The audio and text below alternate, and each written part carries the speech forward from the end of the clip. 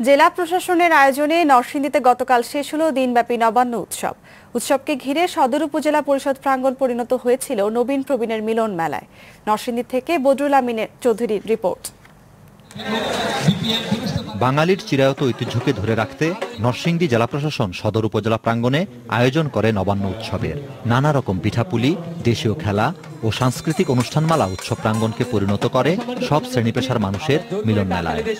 এরকম মেলা যাতে প্রতি বছর হয়, আমি এখানে নাচতে এসেছি। দুধচিত পিঠা আছে, ভাপা পিঠা আছে, সব ধরনের পিঠাই আমাদের এখানে আছে। আমার মনে হয় যে 7 দিন ব্যাপী যদি অনুষ্ঠানটা হতো তাহলে নতুন প্রজন্মের কাছে আমরা এই পিঠাগুলো পরিচয় করাই দিতে পারতাম। এইটার মাধ্যমে আমাদের ছেলেমেয়েরা জানলো, শিখলো, পিঠা কি সেটা দেখলো। এটা অনেক ভালো একটা উদ্যোগ। দেশজ ঐতিহ্যকে ধারণ সহ পরবর্তী প্রজন্মের কাছে নবান্নের বার্তা পৌঁছে দিতে এ ধরনের প্রচেষ্টা কার্যকর ভূমিকা রাখবে বলে মনে করেন অনেকেই। মানুষকে প্রাণবন্ত রাখার জন্য, উচ্ছ্বসিত করার জন্য, উদ্বুদ্ধ করার জন্য এটি একটি চেতনা।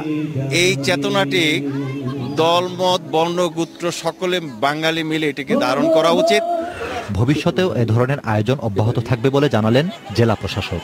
সংস্কৃতির আবহমান যে ঐতিহ্য, সেই ঐতিহ্যকে আবার তরুণ লোকদের প্রজন্মের মধ্যে মনে করিয়ে দেওয়া, সেই চেষ্টারই অংশ হিসেবে নরসিংদী জেলা প্রশাসন এই আয়োজনটি করছে।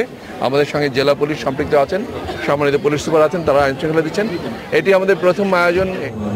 অসাম্প্রদায়িক চেতনাকে সমুন্নত রাখতে এমন চর্চা ধরে রাখা প্রয়োজন বলে মনে করেন সংশ্লিষ্টরা।